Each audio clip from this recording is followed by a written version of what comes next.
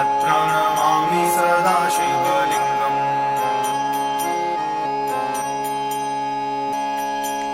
ब्रह्ममुरारिसुरार्चितलिङ्गम् निर्मलभासितशोभितलिङ्गम् जन्मज दुःखविनाशकलिङ्गम् तत्प्रणमामि सदा शिवलिङ्गम्। ब्रह्ममुरारिसुरार्चितलिङ्गम् निर्मलभासितशोभितलिङ्गम् जन्मज दुःखविनाशकलिङ्गम् तत्प्रणमामि